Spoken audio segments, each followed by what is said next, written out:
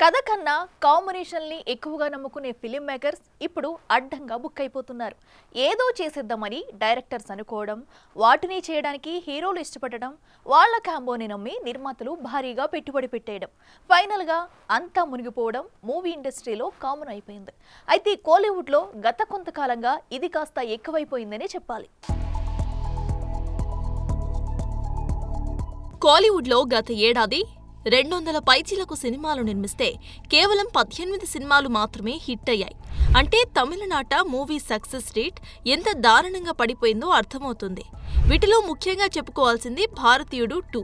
ఈ సినిమాను 250 కోట్లతో నిర్మిస్తే కనీసం 150 కోట్లు రావటం కూడా కష్టమైపోయింది. ఇక కంగువా సినిమాను దాదాపు 350 కోట్లు పెట్టి నిర్మిస్తే కనీసం 150 కోట్లు కూడా రాలేదని సమాచారం. ఇలా 2 సినిమాలు కోలీవుడ్కి 2024లో ఒక పీడకలనే మిగిల్చాయి.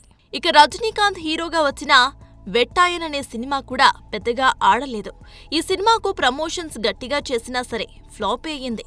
కథలో పట్టు లేకపోవడంతో సినిమా ఆడలేదన్న టాక్ వినబడింది. అలాగే విజయ్ హీరోగా వచ్చిన గోట్ అనే సినిమా పరిస్థితి కూడా అంతంత మాత్రమే. ఏమాత్రం అంచనాలు లేకుండా వచ్చిన అమరన్, మహారాజా వంటి సినిమాలు సూపర్ హిట్ అయ్యాయి. అలాగే గరుడన్ అనే సినిమా కూడా మంచి హిట్టే సాధించింది. ఈ సినిమాలు 100 కోట్ల వసూళ్లు సాధిస్తే భారీ అంచనాలతో వచ్చిన పెద్ద సినిమాలు బ్రేక్ ఈవెన్ కూడా కాకపోవటం గమనార్హం.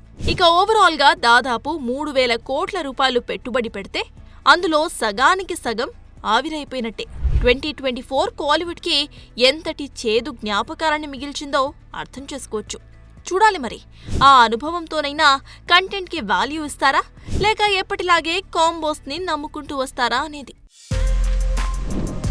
For more videos like this, subscribe Big TV channel.